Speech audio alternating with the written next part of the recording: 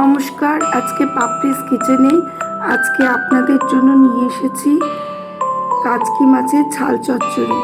তাহলে ঝটপট দেখে নিই রান্নাটা কিভাবে শুরু করব।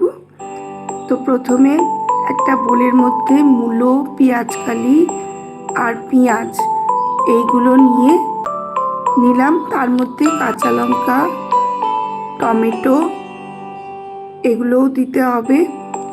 আর একটা পেস্ট তৈরি করে রেখেছি, রসুন, শুকনো লঙ্কা আর কাঁচা লঙ্কা এই দিয়ে একটা পেস্ট তৈরি করে রেখেছি, ওটাও দিলাম। তারপরে ওর মধ্যে দিয়ে দিলাম পরিমাণ মতো নুন মিষ্টি।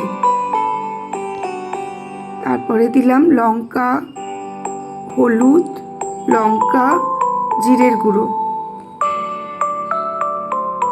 তারপরে ধনেপাতা সব দিয়ে 200 গ্রাম মতো কাচকি মাছ আমি আগে থেকে ধুয়ে পরিষ্কার করে রেখে দিয়েছিলাম, সেটাও বাটির মধ্যে দিয়ে দিলাম।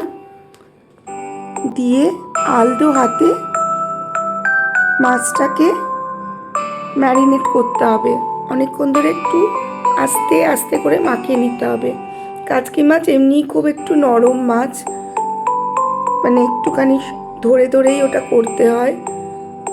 তো মাখানো হয়ে গেলে ফ্রাইং প্যানের মধ্যে তেল দিয়ে ওর মধ্যে কালো জিরে ফোড়ন দিলাম। কালো জিরে ফোড়ন দিয়ে মাখানো মাছটা দিয়ে দিলাম।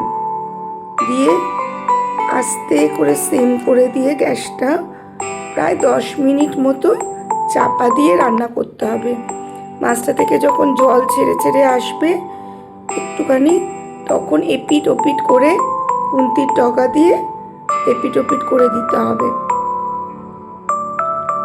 তো তাহলেই 10 মিনিট পর যখন তৈরি হয়ে যাবে, মাছটা একদম শুকিয়ে যাবে, তখন বুঝে নিতে হবে মাছটা হয়ে গেছে।